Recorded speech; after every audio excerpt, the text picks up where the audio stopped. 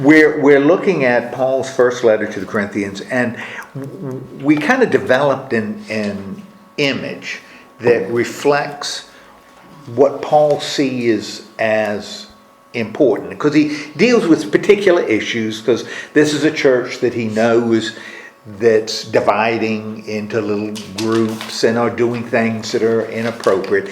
And the last couple of weeks we kind of talked about as he deals with these issues within the Corinthian church, he kind of focuses, tries to focus the congregation, the folks in the church, in three different directions. And you remember what those directions are, and it seems to be consistent regardless of the problem. Some of them emphasize one or two more than the other, but that seems to be kind of their focus, what he focuses on. And you remember what we suggested may be something that ties all of his advice together? That the people. Okay, good. Yeah, and I think that's a really good image. You know, that seems as though he wants the people to remember there's a focus up, and the focus is on God.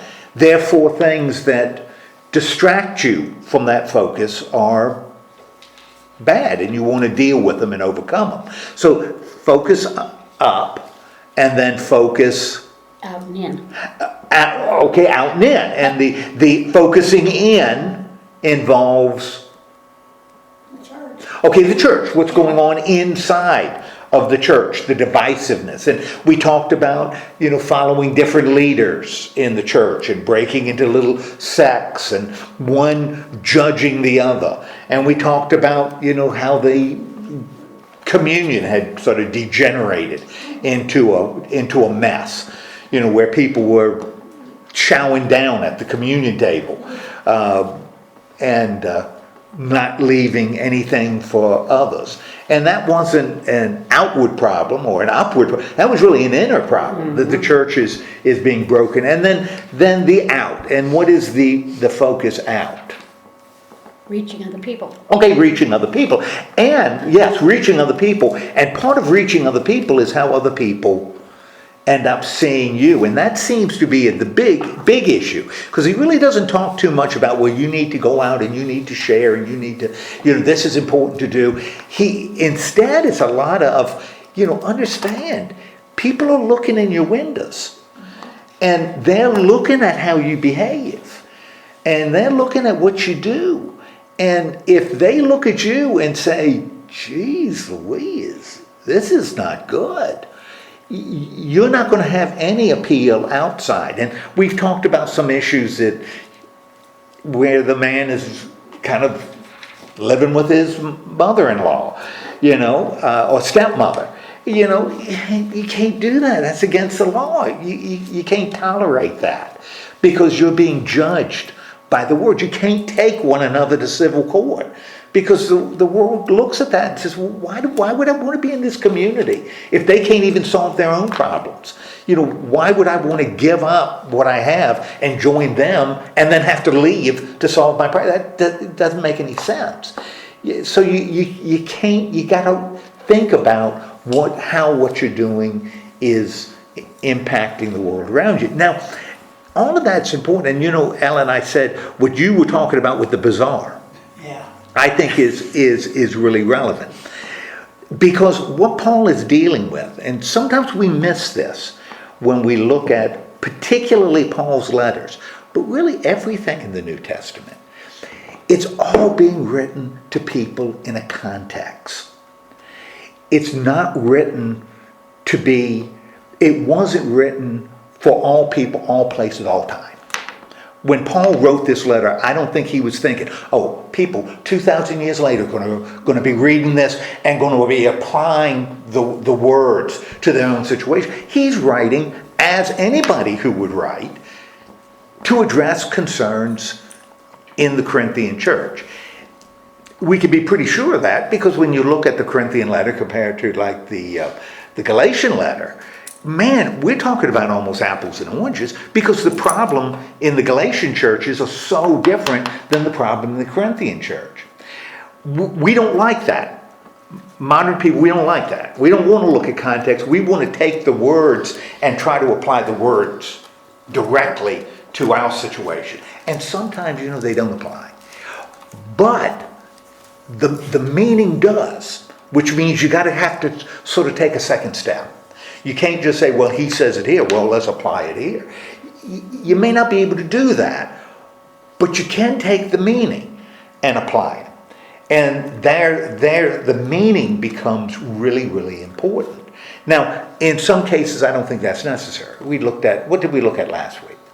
Although I asked it in church on Sunday and nobody responded. I wasn't here. Well, okay, you're right. But it was really embarrassing. Yeah.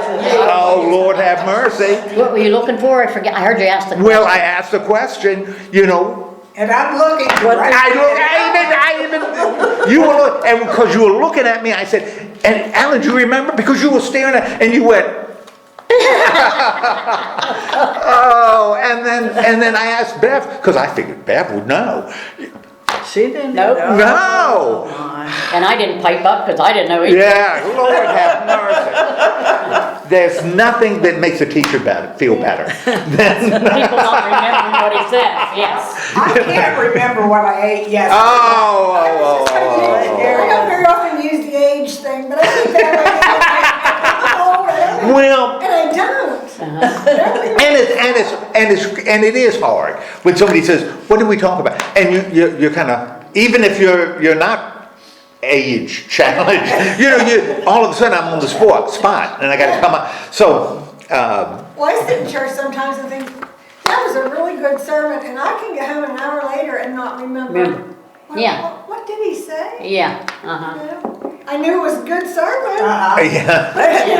That makes it feel better. Yeah,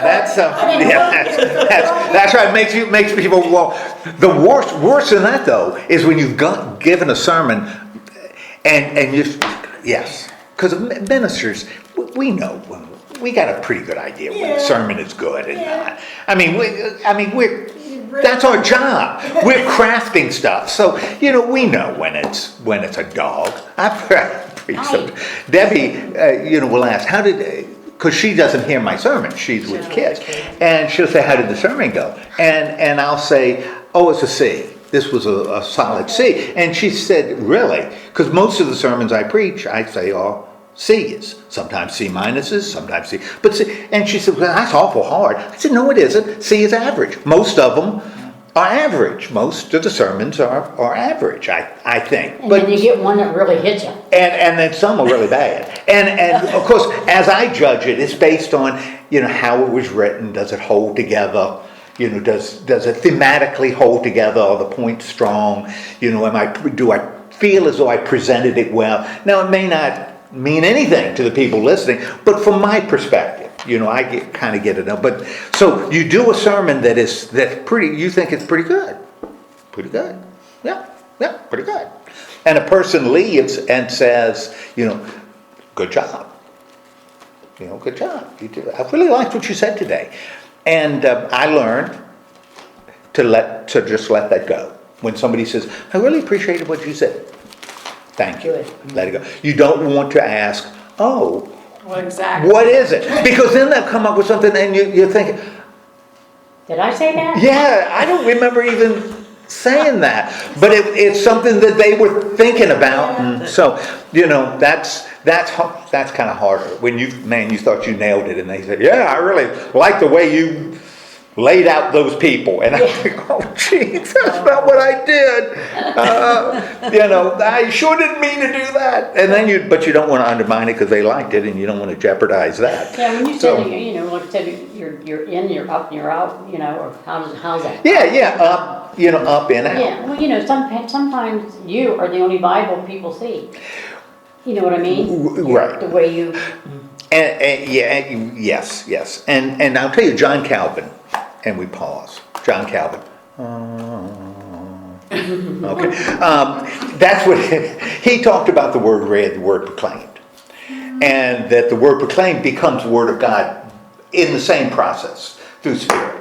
And so he put a big value on sermon, message. And sometimes we're the only people that God uses to see it for other people. We are Yeah.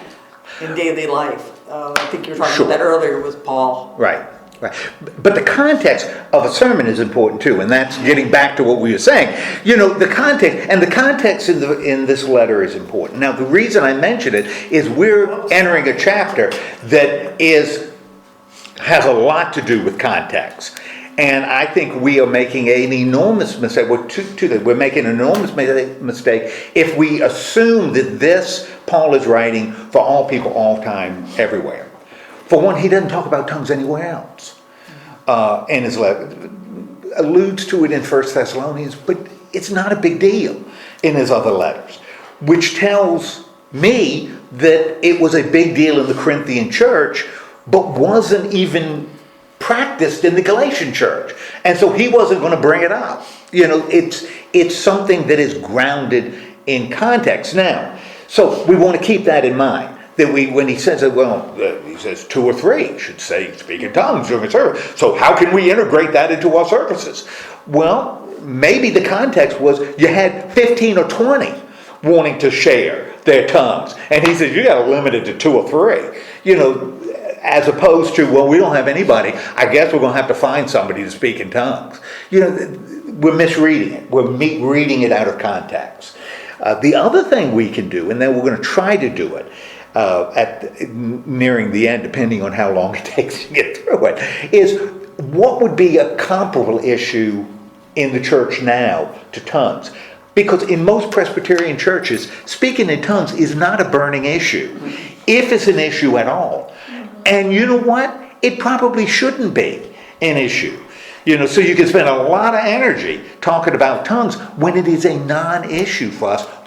But there may be an issue very similar to that's important to us or pertinent to us, that we may want to apply Paul's approach to tongues in this context to ourselves. Does that make sense?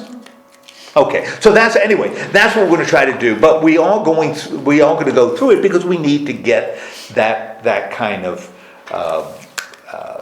flow to see we got to know what he says about tongues before we can apply it to something else. Okay, as we enter chapter 14, now in chapter 12, he started talking about something new.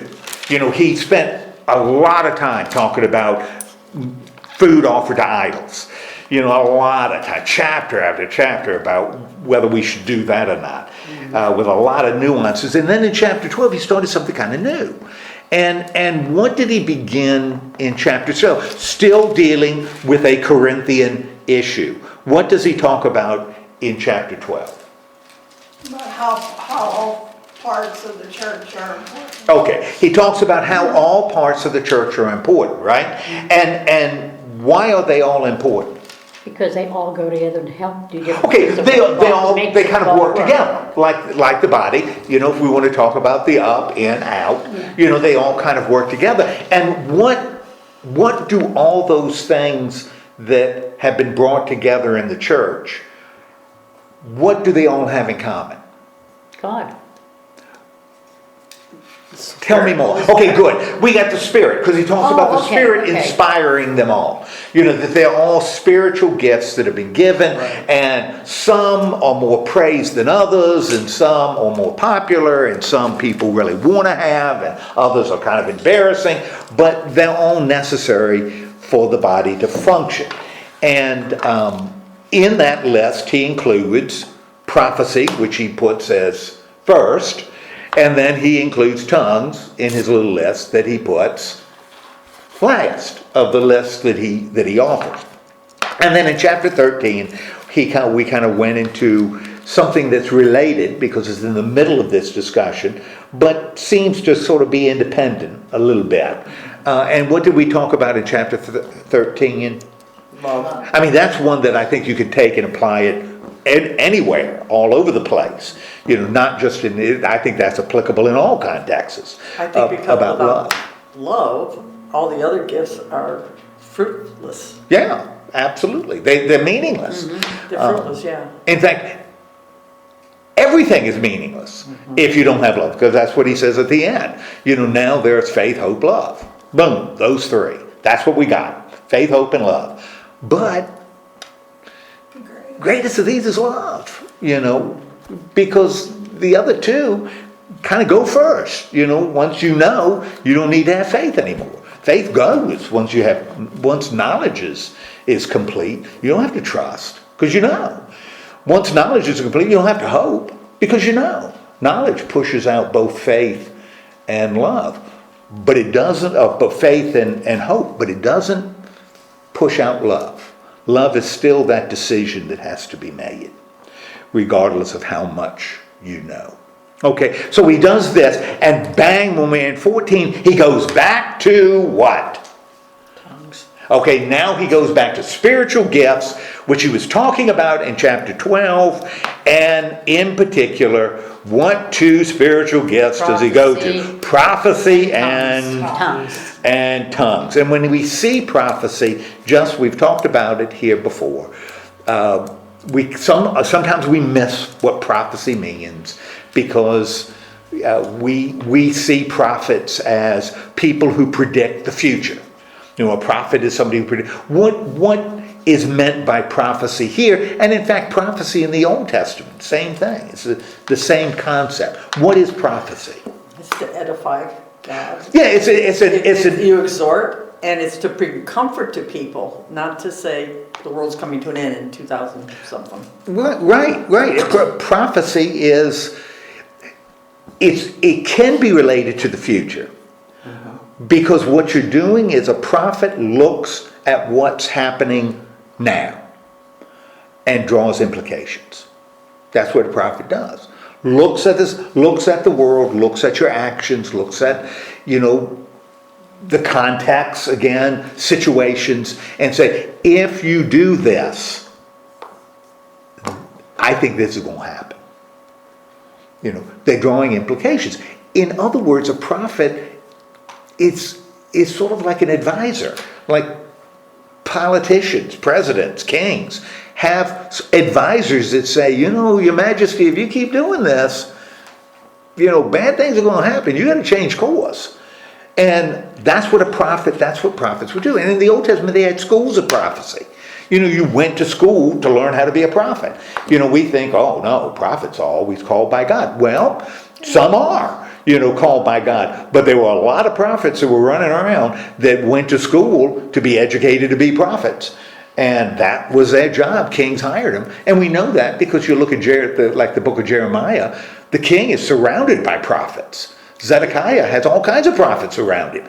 And the prophets are saying, you're doing the right thing. You're doing the right thing. And Jeremiah says, you're doing the wrong thing. And he's the only one. And the king says, look, I got 20 guys saying I'm doing the right thing. You're saying I'm doing wrong. Who do I trust? Jeremiah. I'm going to trust the 20. Well, the king says, I'm going to trust the 20. And Jeremiah says, you better watch out, because I'm speaking for God, and God's going to show. And the king says, okay, show me. And you know what happens? Shows them. No, he doesn't. God doesn't show. God shows the things. What happens is everything goes fine. In fact, the 20 prophets end up looking like they're right. The prophets are telling the king, you go in this direction, good things will happen. Jeremiah says, you got to change it up. And the king says, I'm going to trust these 20, and we'll see what happens. And he trusts the 20s, and things seem to be going pretty good. And they start really dumping on Jeremiah. And that's why Jeremiah prays to God. God, punish these people. Because you told me to give this message that if you don't change course, you're going to come down on them. And geez, things are great. You're making me look like a fool, God. I want you to come down like a hammer on these people. And God says to Jeremiah, man, you got to wait. You got to be patient. And then things get bad, and Jeremiah starts preaching. But good news is on the way. And the 20 prophets are now saying, oh, we're lost. Oh, things are horrible. And things Jeremiah's sad. The book of Jeremiah, the prophet Jeremiah, he's a sad prophet. Angry prophet. But anyway, that's what prophecy is. Sort of what a good preacher would do. If you do these things, this will happen. If you don't, this will happen. That's kind of what a prophet does. It draws, he or she draws implications. Okay, so that's prophecy. A seer sees the future. Seers, in the Old Testament says stay away from seers, because seers are bad. Seers aren't good. They're connected to evil. But prophets can be good, can be bad, depending on where they're getting their message. So what would be the definition or the difference between a person who prophesies and a seer who sees what's coming? A prophet would be somebody who looks at the current situation and draws implications. If you think about the Psalms. If I say if you live a moral life, you'll live a happy. You'll attain happiness. You'll be happier. Or if you sacrifice now, you'll be rewarded later. That would kind of be a prophetic message. Now, I'm not closing my eyes and seeing you in a palace or wearing fancy clothes. That's a seer. But I'm drawing future implications based on Word of God. Okay. Do you see? It would be like an advisor to a president saying, if you cut taxes, things will get better in the future. Somebody else says, if you cut taxes, things are going to get worse. They're both functioning as prophets, but only one of them is going to be right. So that's kind of what a prophet did, and that's giving advice to a king. That was their job. And hopefully you're using God's word, God's law, to guide that, because that's what they're skilled in knowing. But it's still drawing future implications. Okay. So anyway, you got prophecy and you've got tongues. And what does he say? Right from the get-go is the difference between prophecy and tongues. You speak in tongues, you're not talking to the people, you're speaking to God. Okay, yourself. Tongues, you are speaking to God. Mm-hmm. So it is purely that vertical. And individual vertical, right? Yes. But on the other hand, if you're a prophet, if you do this will happen. You're speaking to the people. And if the message is right, what are you doing for the people? Encouraging. Okay, you're encouraging them. Strengthening them. It's kind of interesting with the encouraging, because a prophet doesn't necessarily say, oh, you're fine. Oh, you keep on doing what you're doing. You're fine. A prophet may have to say what? You need to change your ways. Yeah. If you don't change your ways, bad things are going to happen. If you don't change, you keep on smoking 5 packs of cigarettes a day. Bad things are going to happen. They're not happening now, but they may happen in the future. That's what a prophet does. And you may say, oh, that's baloney. Or you may say, oh, I'm going to listen. But that's kind of what a prophet does, draws that future implication for behavior now.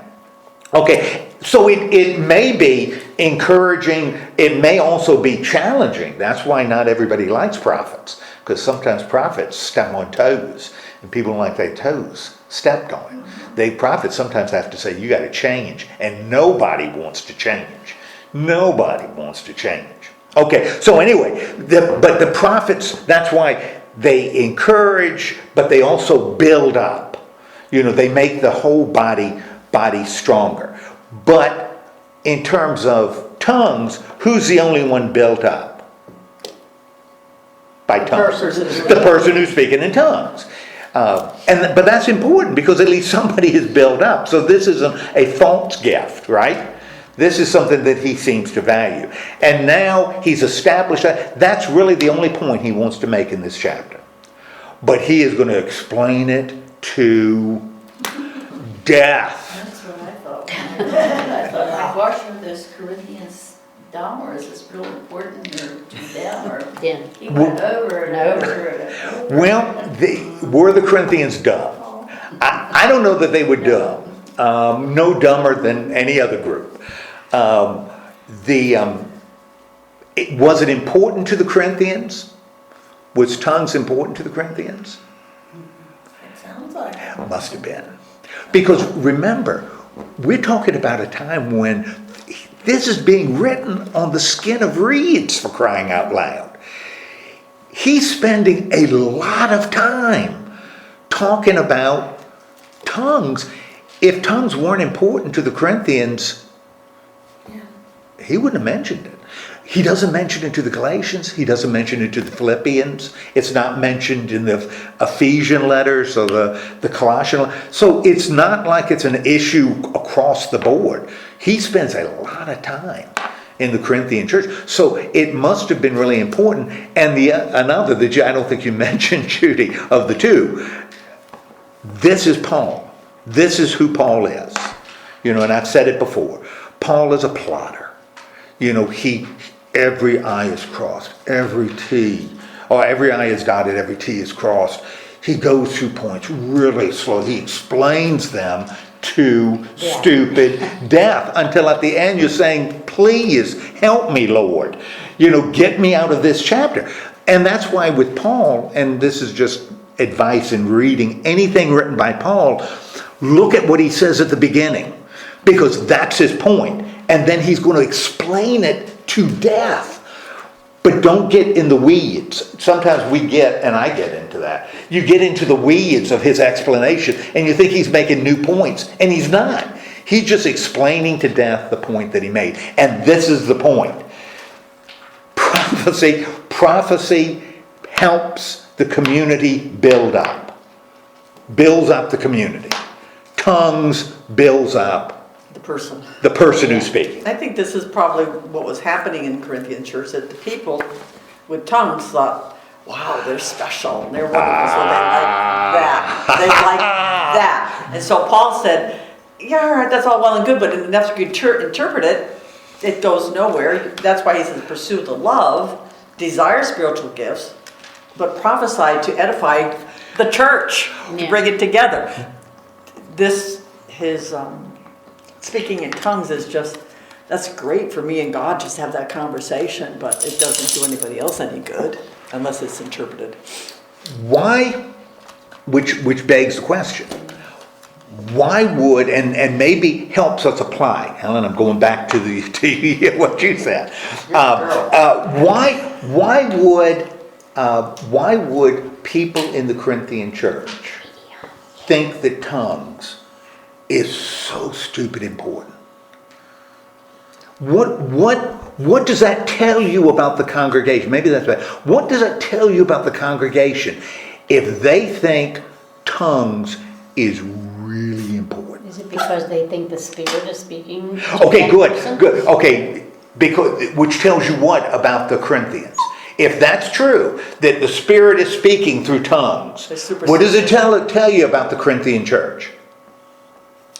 Have you ever heard anybody? Yeah. Are these people that were still worshiping idols up until? Oh, remember he said earlier about idols that are mute, right? The statues, because the idols don't speak, but other people spoke for the gods, right? Who weren't mute. So maybe we're talking about a Corinthian church that comes from that background. We're talking about a church in Greece, right? We also are talking about a church in a town that's a Navy town that has a lot of ideas flowing through the town.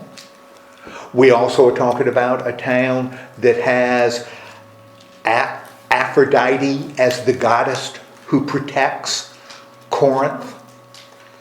We're talking about a place where people have this emotionally charged background, right? That people get really fired up. How might tongues fit into that environment? Have you ever heard anybody speak in tongues? Yes. You haven't. I have, not often, but I have. When somebody is speaking in tongues, what does it sound like to you as you're standing there? Gibberish. Sounds like gibberish, right? Sounds like gibberish. Now, when they're doing it, what is their expression? How are they engaged? It's powerful. Okay, they are really into it, right? Yes. And I don't mean that as I don't want you to take that as criticism, but they're really into it. It's really emotional. And they're probably moving. You know, they're not just sitting here, da da da da da da da da.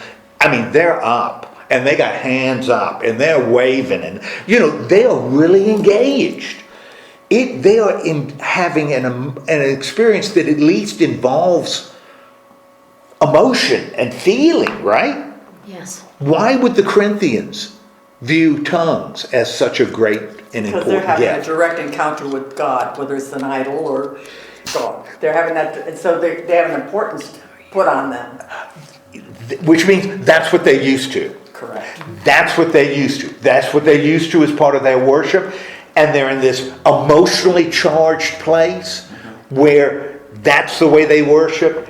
That's feeling, being swept by the emotion. Man, that still doesn't appeal now. Being swept up in the emotion and just letting loose with whatever you're feeling at the time. Boy, you're kind of gushing with emotion, right?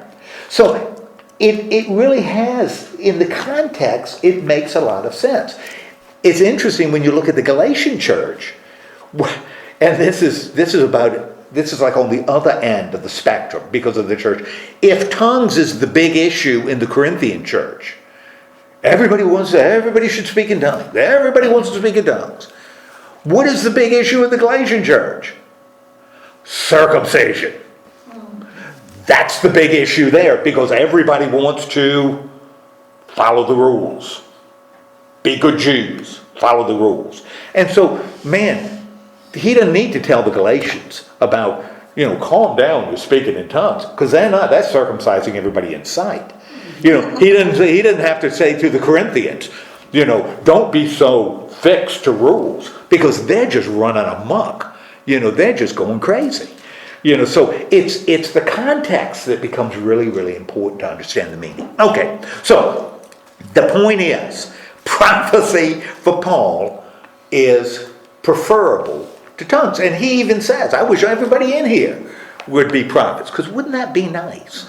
If everybody in a congregation, if everybody in a community could look at, we're talking about diagnosis and going to doctors. Everybody in the community could look at the situation and say,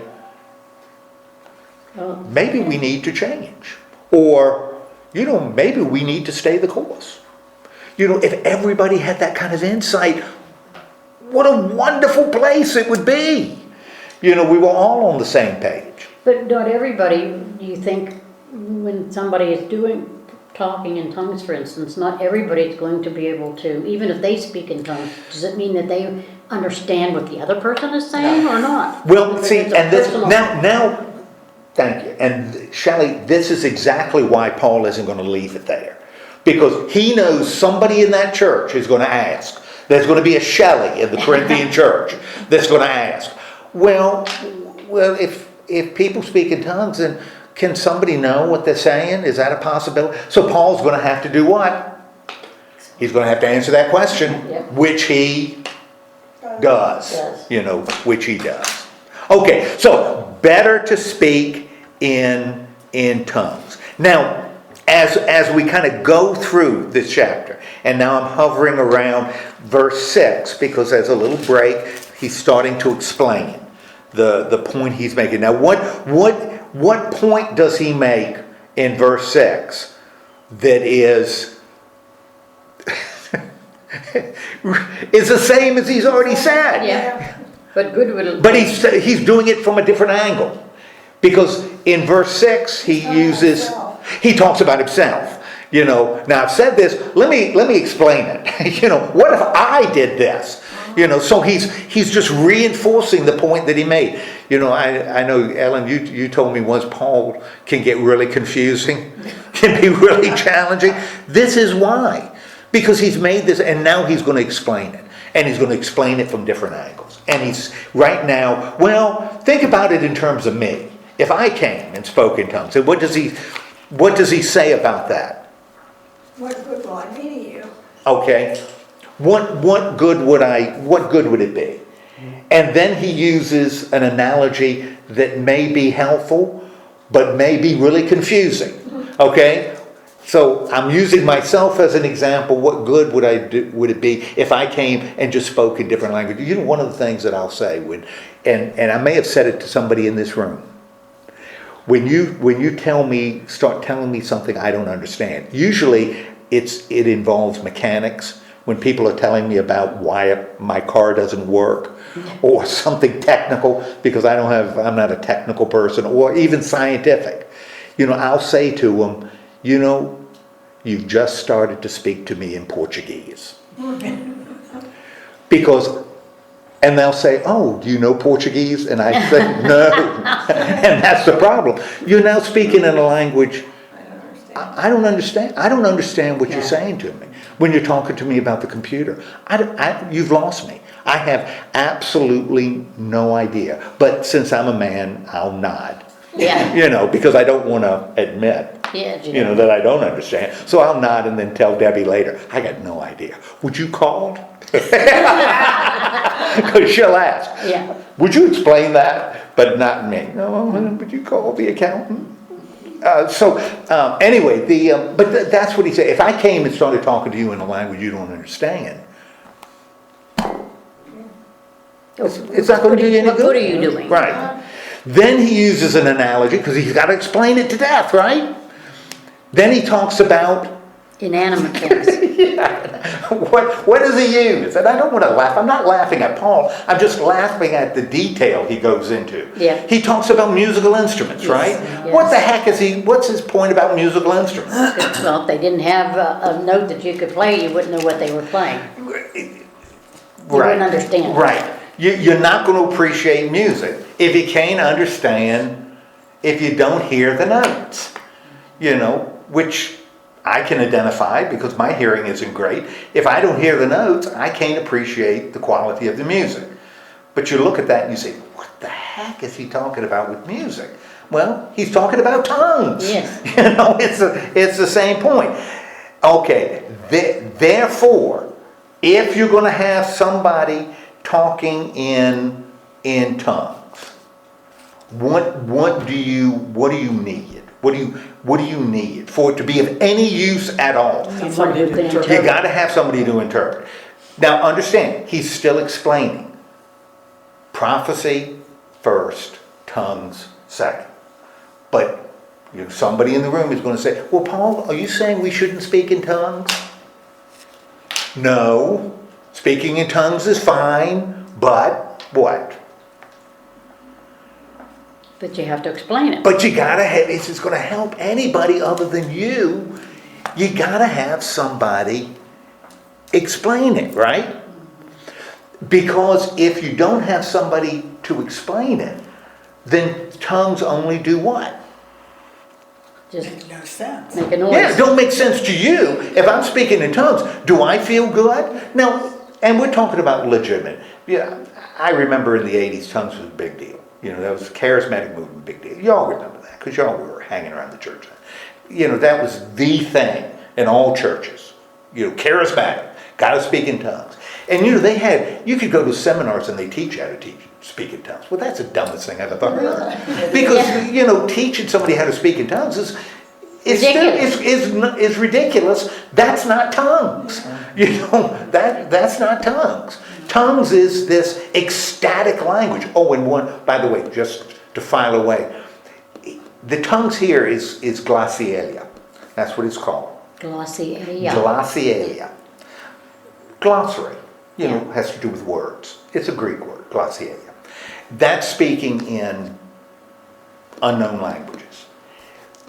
This is not what Luke writes about in the 2nd chapter of Acts, where people spoke in languages. Because remember, when they spoke in different languages, they were speaking in languages That people understood. They were saying, how come this guy's speaking Parthian? He doesn't look like he comes from my country, but he's speaking. So this is different. And also Jews were doing this, pagans were doing this, Christians. This was not unique to Christians. We've already said, one of the things they learned in the temple, when they were temple, the gods would speak through people there, and they would speak in a heavenly language. So this isn't something that is distinctive to Christians. You know, that a pagan would look at a Christian and say, yeah, I don't know, I've never seen that before. Speaking in unknown heavenly language was something that was at least practiced, was known in the ancient world. That's just what they did. Well, it's kind of out of it, but like in the Tower of Babel, where God made all the people speak in different languages. What that? Yeah, and they didn't right, understand. right, exactly. Exactly. This is even more so because this is a special heavenly language. Yeah. Okay, so if nobody speaks now, again, so you need an interpreter, right? Mm-hmm. All right. What does he say about himself in verse 18? He speaks in tongues. Now he says he speaks in tongues. Mm-hmm. Why does he feel the need? Having said, prophecy is more important than tongues. Why does he feel the need to say, but you know, I speak in tongues. And not only do I speak in tongues, I speak in tongues more often than you. You think you speak in tongues a lot. You don't know. I speak in tongues a whole lot more than you.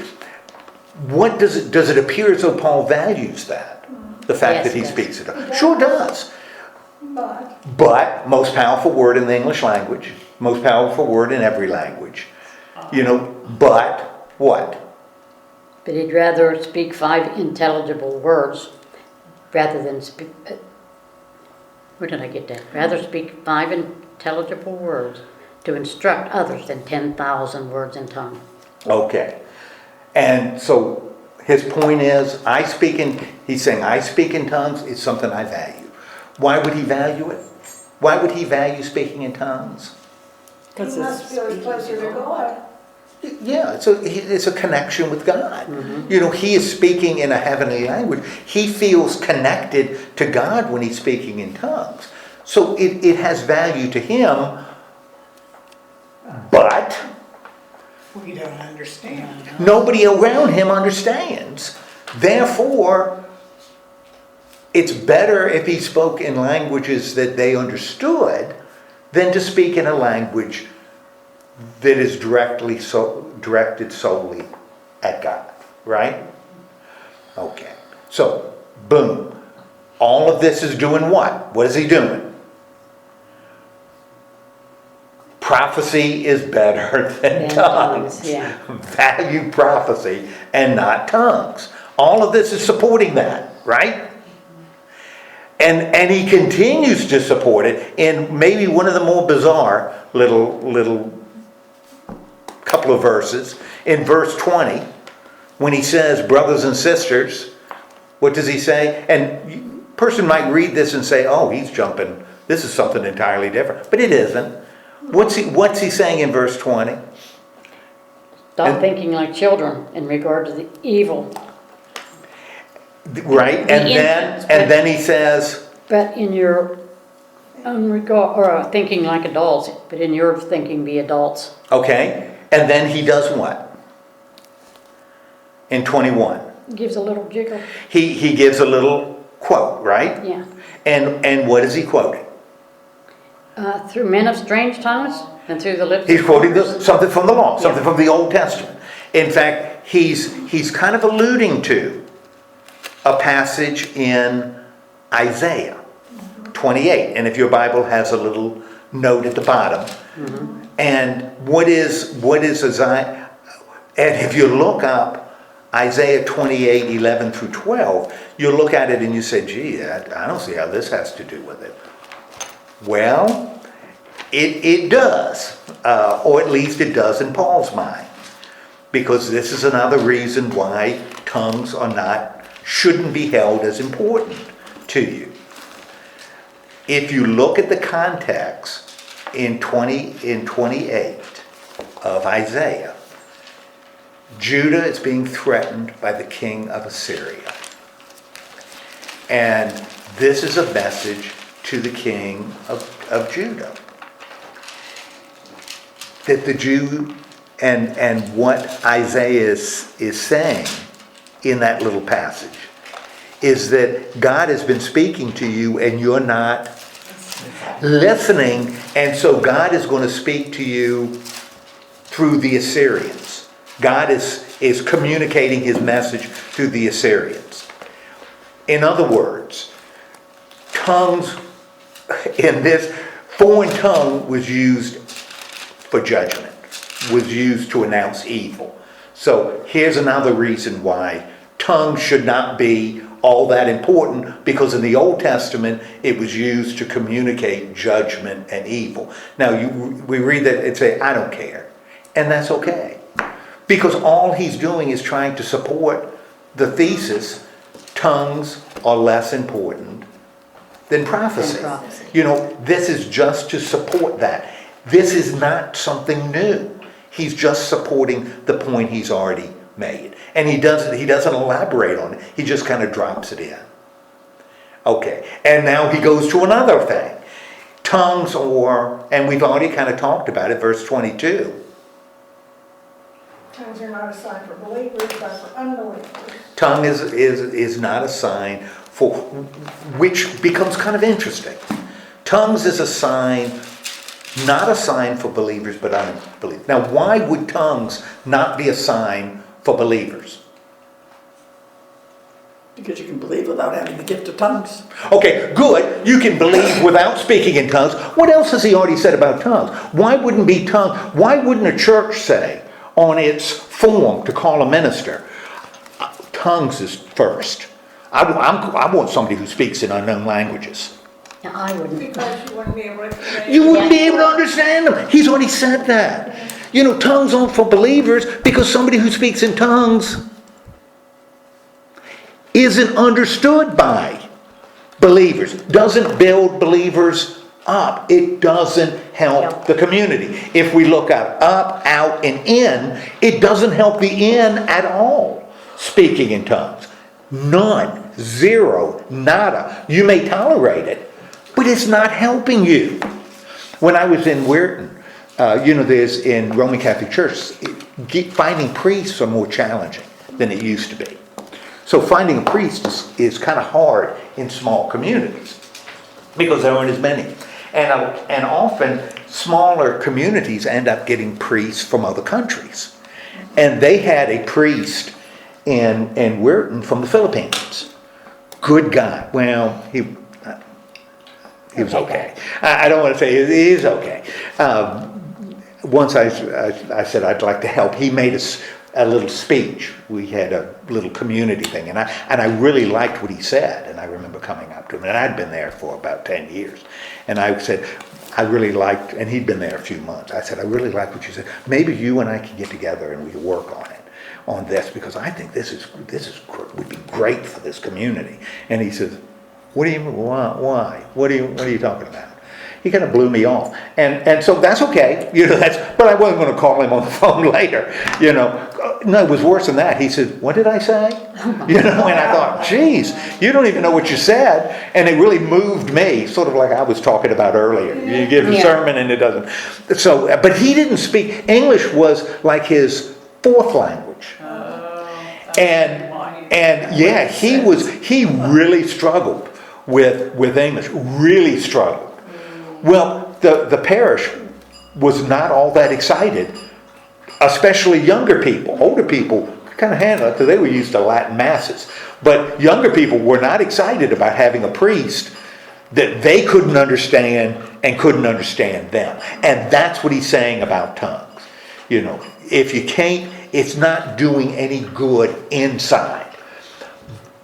So it's not for believers. Tongues is not a gift for believers, but he says it's a book for unbelievers, right? And where would the unbelievers be? They would be on the outside. Remember, up and out. So it's up, good, but only for the individual. Zero in. Doesn't help the inside at all. But out. So it's for outside. But what does he say about the influence tongues inside the church? What influence could it have on the outside? Run that by me again?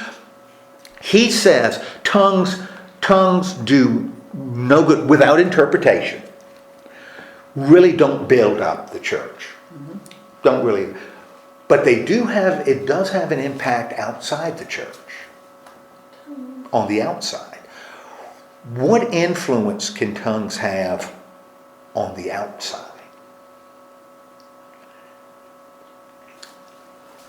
He says it, verse 23. You're gonna turn people away. Okay.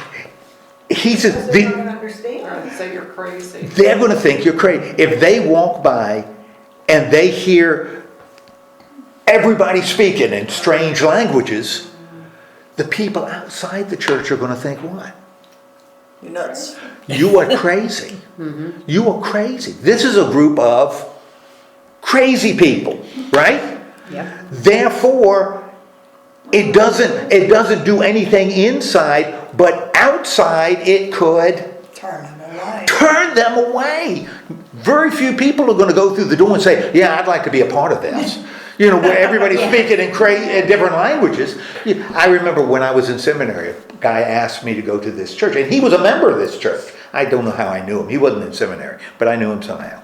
And it was this apostolic church.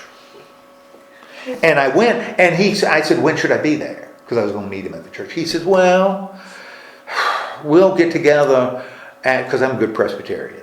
Yeah. When do you start worship? Yeah. Is it 11 o'clock or is it 10:55? When should I be there? You know, so got to nail the time down. Yeah. And he says, well, you know, people start getting together around 9:30. And I said, 9:30. Is that like Sunday school? No, we start worshiping around 9:30. I said, well, when do you finish? We usually tie up around 2 o'clock. Oh my goodness. And I said, whoa, 2 o'clock. And he says, yeah, that's usually when the last person leaves. And I said, well, that's a long time. You know, I'm Presbyterian, I give an hour to go. You know, and 60 minutes. And you know, at 61 minutes, I'm doing this. Yeah. So I said, wow, that's a lot. He said, yeah, you don't need to be there the whole time. I said, what? He said, you don't need to be there the whole time. People come, and I said, well, when do you want to meet? He said, well, when do you usually go to church? I said, about 11. You know, I usually leave the house at 11:15, so that 11 o'clock. And he said, okay, we'll get to meet at 11 o'clock. And you know, we'll stay for as long as you want to stay. And I said, this seems odd. So I go, and I go at 11 o'clock, and I'm expecting, you know, to be handed a bulletin when I come in, you know, and people are kind of chatting in the narthex, but they're sitting in the pews and they're ready, and I think I'm going to go in, and I walk in, and you know, there's all kinds of stuff going on in the sanctuary. You know, we got people singing, and we got people speaking, and I mean singing. We got a guy out front singing, but we also got a guy that's preaching, and he's preaching something. You know, I don't know, it's loud, but you couldn't hear him because all around other people are speaking in tongues, and some are in little groups, you know, that are speaking in tongues. And, you know, there's one lady that's running up and down the aisle, well, kind of dancing. And, of course, as a Presbyterian, I'm thinking, this is crazy. You know, because when we praise the Lord, we do this. You know, that's about as much spirit, you know, we do, except you, Shelley. Yes. You're okay. That's why when they clap during church, I'm... Yep. You know, it's really painful, but it was just it was just crazy. And he sat there, and he was getting into it, and he was standing up, and you know, I said, because I'm just sitting there, and I said, well, who should I listen to? Because there's a guy singing on one side and a guy preaching on the other, but the preaching is just kind of doesn't seem to have a structure. It just seems like a string of consciousness. I said, what should I be doing? He says, whatever you feel led to do. And I said, oh. He said, if you want to sing, if the Spirit's leading you to sing, go ahead and sing. And if the Spirit's leading you to pray, go ahead and pray. And if the Spirit fills you with tongues, and then he lets loose with tongues, and I'm sitting there, this little Presbyterian seminary student. And so I sat there for about a half hour. And then I said, is it okay to go? And he was just, his eye. Yeah. He said, yeah, anytime you want, I'll meet you. And we met up for lunch. I'll meet you at 2. And I said, okay. And I went to my car. But other people were leaving too.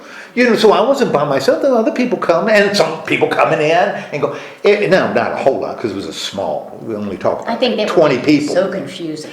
But that's what they did. And when I left, because I was a little scared in the midst of it, because it just seemed so chaotic, yeah. And I thought, I'm never doing this again, because I didn't feel I got anything. I didn't. Yeah, I didn't even feel close to God. I just felt jumbled. My mind was jumbled, but they didn't. But I think that's what Paul is suggesting. It does have an implication externally.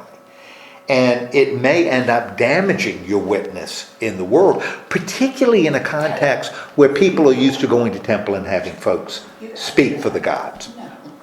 Okay, so if this is the case, still, prophecy good, tongues not as good. Or you got to be careful, right? All right. So Do what? I threw my pen at her. you threw your pen. Pen. Oh. So what should they do? What should the Corinthians? What should they do? If that's the case, that tongues are good for you, right? Because it connects you to God, and if that's a gift you have, that's great. Paul has it. Doesn't help the inside, may hurt you communicating to the outside, then what the heck should we do? Privacy. Which is a question he asks where? 20 verse 26. Given what I just told you, what should we do? What should we do, Ellen? Speak in tongues privately. Okay, yes. Speaking to, that's what he says. If that's what you've given, a gift that you have, enjoy it. Enjoy it. Okay, that's it. Knowing that it doesn't help inside and it may hurt outside, no. Now, if though you feel led to do it in this community, right? How should we regulate this? You should have an interpreter. One, you got to have an interpreter. And and Paul is really tough on this. If you're in the community, now if you're by yourself, go to it. You don't need an interpreter because you know what you're doing. But if you're in the community and you're going to let loose, because Paul's got to answer every question, because somebody's going to ask, well, what if I feel the movement of the Spirit in the middle of a worship service? Paul, what should I do? Let me tell you what you should do. First, if you don't have an interpreter, keep your mouth shut. Keep your mouth shut and go home. Unless you can interpret for yourself. But usually he has interpretation as a separate gift. But but if you don't have an interpreter, don't do it, right? Yeah. Because why? It'll chase people away. It's going to chase people away, and it doesn't do any good inside. No, they don't So understand. the only chance of it helping inside is to have somebody say, "Oh, this is what she meant," right? Right. Okay. But even then, so you got to have an interpreter. One, internally, that's the only way you're going to build up the body, is if they know what you're saying. What about outside? Because people are still going to walk by, and if everybody's speaking in tongues, they're going to, even with interpreters, they're still going to think you're nuts. What does he say about that? talked about how God's not a God of confusion, but of peace. So he talks about that. Okay, Paul doesn't he say, if you're going to do it with an interpreter, how many times should you have tongues in the service? 2 or 3 times. Well, I'm number 4. I'd like to speak in tongues. It's called nope. Nope. 2, 3. Nope. Not today. Because if everybody is speaking in tongues, even if they got interpreters, people walking by are going to say, these guys are nuts. They are crazy. You gotta have some control. You gotta have some control, right? Yeah. But, so that's tongues. But he says prophecies are first. But can prophecy be abused? Yes. Yeah, prophecy can be abused. How can prophecy be abused? You can say something that it will tell somebody something different, totally. Okay. Whatever it is you want, or, you know. It would be like all those people in 2012 that said the world was coming to an end. You know, they would be shouting from street corners into sanctuaries. And you know something? Even though prophecy is good. Good prophecy is good. Right. Good prophecy is good. You know, prophecy that's grounded in the Word is good. You know, if everybody is saying prophecy, is given their implications, this is what I think God's Word is saying to us. This is what people walking by are still going to think you're crazy. Because you got confusion, right? So what should you, tongues, you got to keep tongues under control. What does it say about the prophecy? You got to keep that under control too. So you can't have 5 or 6 prophets speaking during your service. You can't do it. Instead, he says what? Just like you're limiting tongues, Do it. you limit prophecies. You So the limit first speaker prophecy. should stop. That's 2 or right. 3. That's right. Prophecy, it's a gift from God. Absolutely.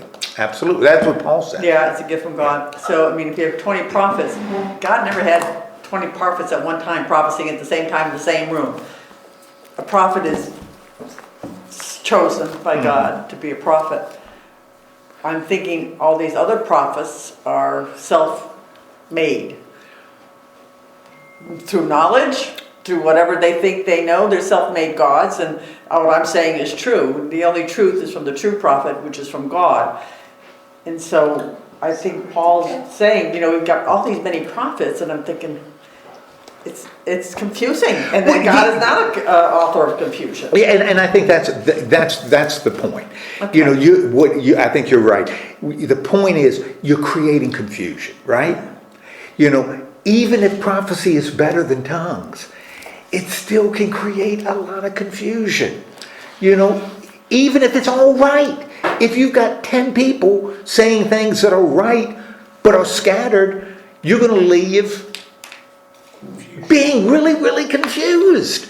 And people walking by are going to say, it's a free-for-all if you got them talking at the same time. It's not helping the body. It loses validity. Yeah, and in fact, you need to limit, you need some kind of structure in your service. And he's already said, come sing a song, here's a, you know, have a tongues, you know, you gotta have some structure in your service.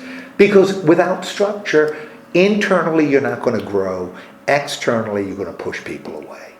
Yep. Even something as good as prophecy can still be dangerous if you don't have structure. And for Paul, what else can be dangerous? And again, this is the Corinthian context. What else can be dangerous?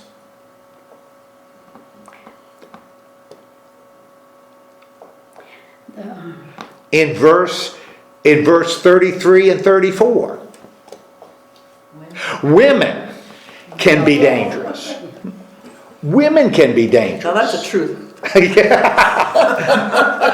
Women can, what does he say here? The women And I'll tell you, this is one of those things that, again, if you don't look at the context, you say, oh, well, this is order, this is absolute.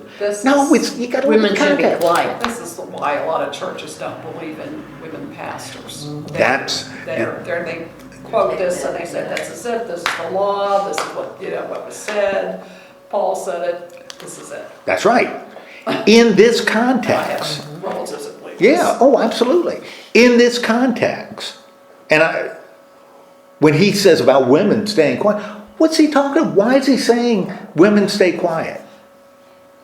Now understand, he doesn't say this to the Galatians.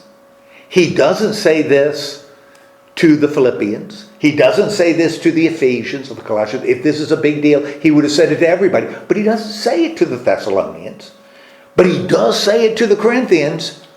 Apparently, they have a lot of talkative ladies in there. You got a lot of women cutting up in the Corinthian church. And whether it's in tongues or whether it's in prophecy, but you got a lot of, just like in the Corinthian church, something he doesn't mention you got people coming in and eating all the communion food first. You didn't have a problem like that in other churches because he doesn't mention it. But you did in the Corinthian church. I think you got in the Corinthian church a lot of women. Now understand, it makes a little bit of sense when you look at the context. Because He's speaking about the remember, law. what's that? He's speaking about the law. In the Corinthians church, the women weren't allowed to confront men in public. Well, in the Corinthian context, remember, they were used to going to temples where gods would speak, and often God spoke through women. You had priests, you didn't have priests, you had priestesses. In a lot of the pagan temples, particularly the temple of Aphrodite, weren't served by a lot of men. And you go to and it's the women who are conveying the message. That's the Sibyl, is a woman, conveying the message from the gods. This is something in that cultural context. You had women really involved and active. They were used to talking in the Corinthian context. It's particularly religious context. Evidently in the Corinthian church, you got a lot of women that are cutting up and acting foolish. Or dominating. And again, the problem is, what's the problem? What's the problem with what you just said about tongues? What's the problem with prophecy? They had no control. You create a bunch of confusion. There's no control, confusion. Nobody grows. Nobody grows. Actually, in the Corinthian church, in terms of the cultural context, women had a whole lot more power in the western part of the Roman, in the Greco-Roman Empire than they did in the East. Because women could divorce their husbands here. Women had a lot of rights. They could hold property. Women could own property in Greece. So women had some power here. But in this church, it's not relevant. Women were just causing confusion. And therefore, if women are causing confusion, stop it. Stop it. If it was a situation where men were causing confusion, he'd say to the men, Stop it. stop it. Like he tells them in the Galatian church, stop circumcising everything in sight. Stop doing it because it's creating a problem in the congregation. You're talking about the priestess and everything. Yeah. That's all occult worship. So that is very, very big in that culture.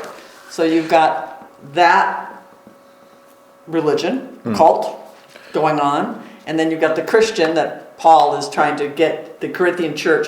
The two can't meet. It's got to be separate. The occult, you either believe that or you believe in the Christianity. And I think what he's seeing is them trying to combine it. It can't happen. They're doing It's what's either or. They're doing what's comfortable.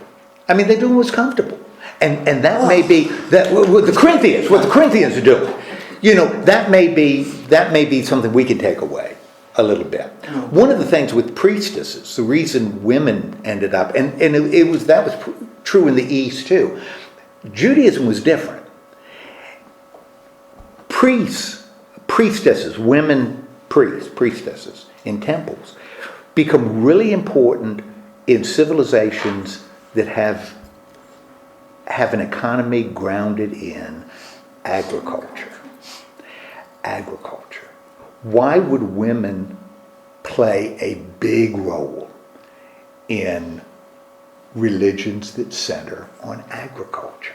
The men weren't available. Well, men weren't available. Women Because they're were working. Fertility. growing. It has to do with fertility. Yeah.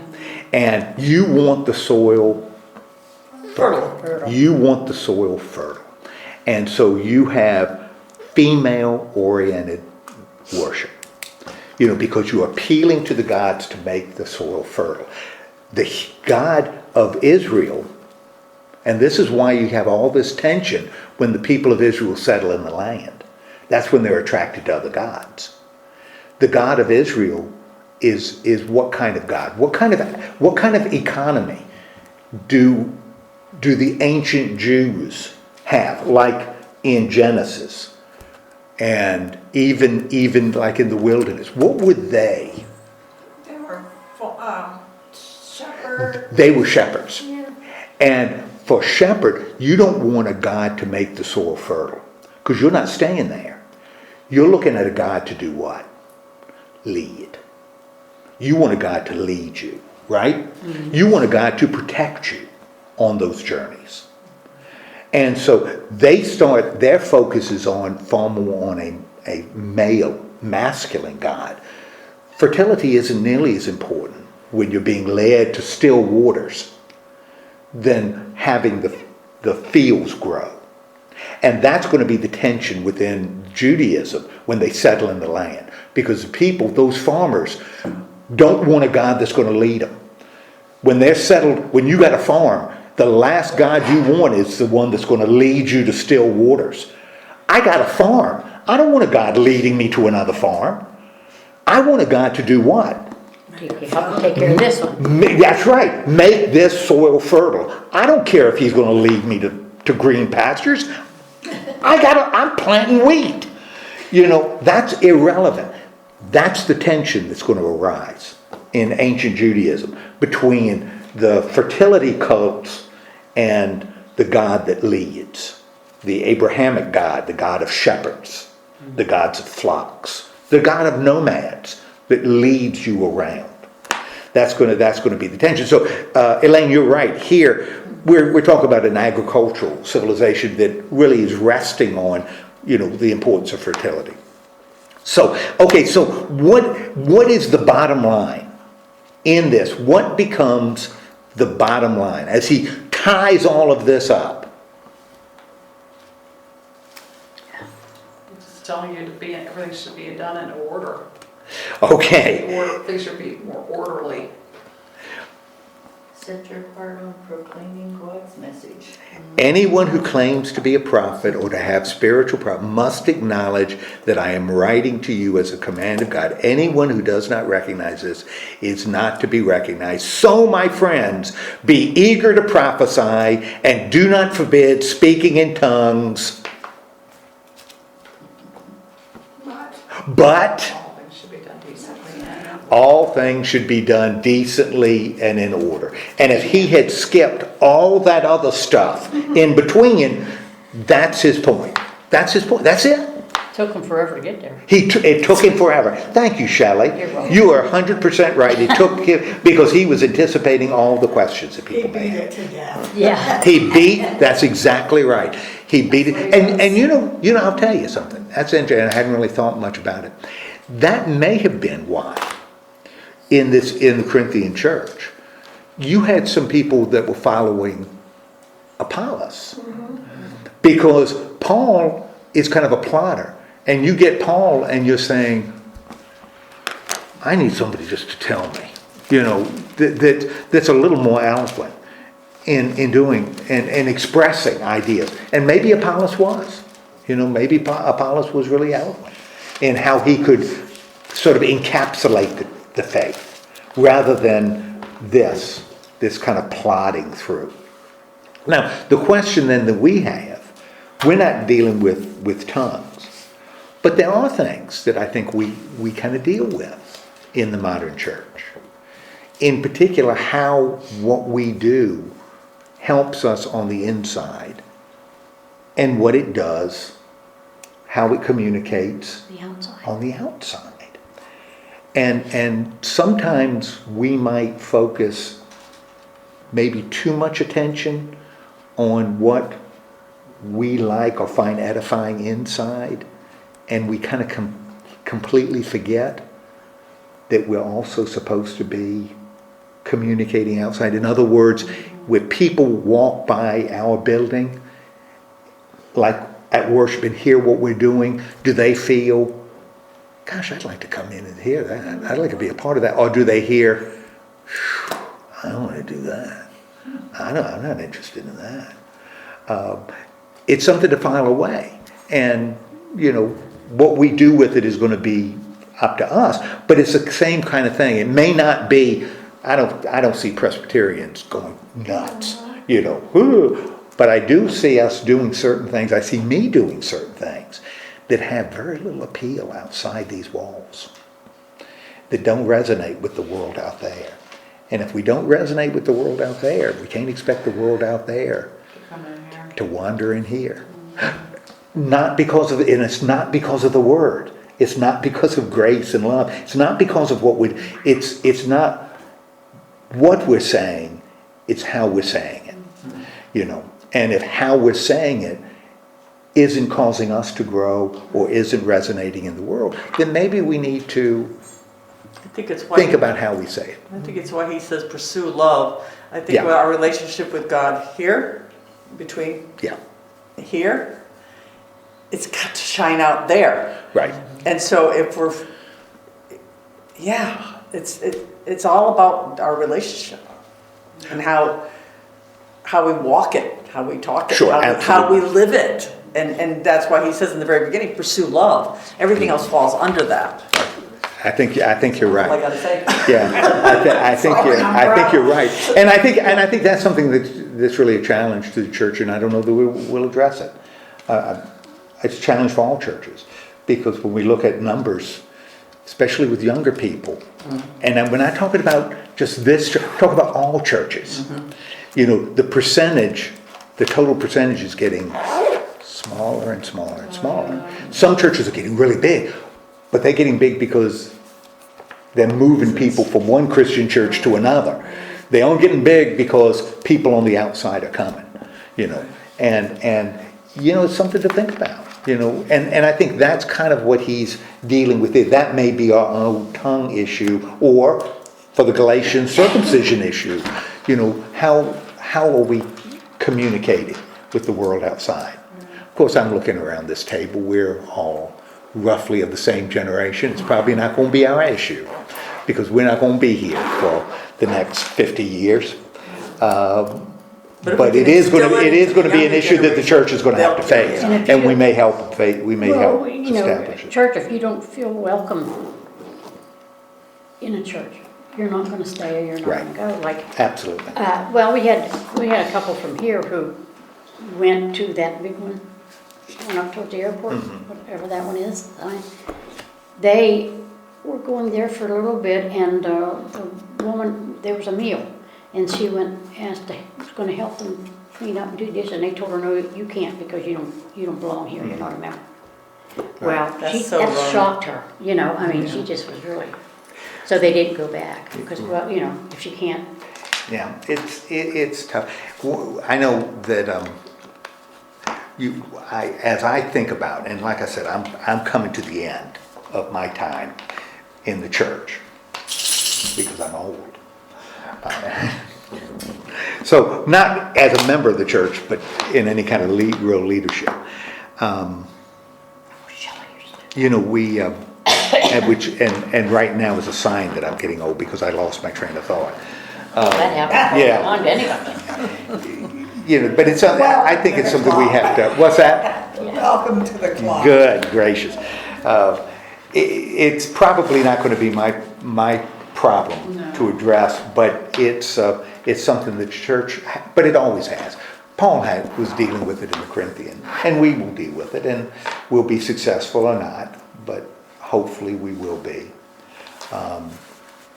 And how we do it, I don't know, but that's. And I'm treading water, hoping my thought comes back back, but he didn't going to do it. So let's just go ahead and have a word of prayer. Lord God, thank you so much for giving us this time together, and help us have the courage to look at ourselves. Paul challenged the Corinthians to look at the value they put on tongues, and to question it, whether it was connecting, edifying within, and creating outreach on the outside. Help us to have the courage to do the same thing about some of the things we do, understanding that the things that are the most important to us are the ones that are the hardest for us to address. So that's why we're asking for courage. So help us to do that. In the name of Christ we pray. Amen. I know what it was that I was going to say. What often we focus, and I think this is good. This is not a negative, but we focus on being welcoming. That being welcoming is important. But I'm not sure we need to be. I'm not sure for us and most of the modern church that's the primary problem, being welcoming, because we're welcoming to people who come in. That's who we welcome. Mm-hmm. In this congregation, how many new people come in a year?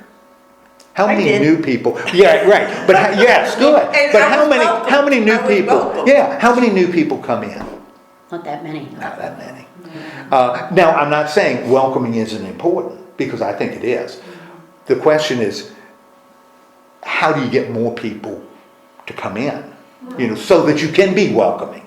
You can welcome up a storm, but if there's nobody to welcome. That's the question. That's been the question for. And that's exactly right. And that's harder. That's a harder question. What do you do inside? Because that demands, the bad word. Spit it out.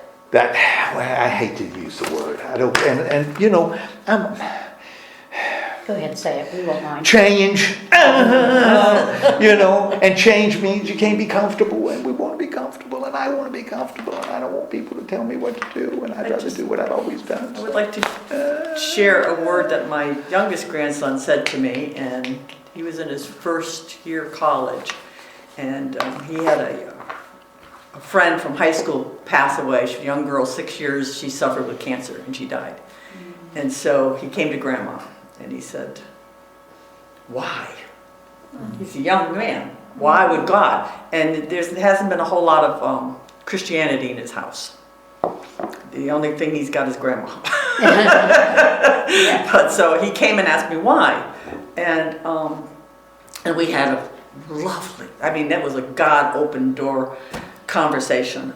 No preaching, just conversation. And through the conversation, he said to me, he says, Grandma, he says, I think God chases you. God calls you. Because out of his whole family, he's the one seeking God. Mm-hmm. And he came to me, God's seeking. And so, with the problem of people outside of the church, I feel that if they see us, and they don't see us, the person, the screw up, but they see God in you, that love. They see that, the kindness, the hugs, the smile when people need it. When young people see that, because they got so much of this going around in their lives, it attracts them. It attracts them. And I think through different things that the churches do, we can open up and say, gosh, they're having a concert here and really great music. I've shed a lot of good music to my kids that are just their type of music, but it's Christian. Mm-hmm. And why don't you come and join? Why don't you? It's God seeking them, and they have to have that desire or even that inkling to be curious to come. And then God does the work.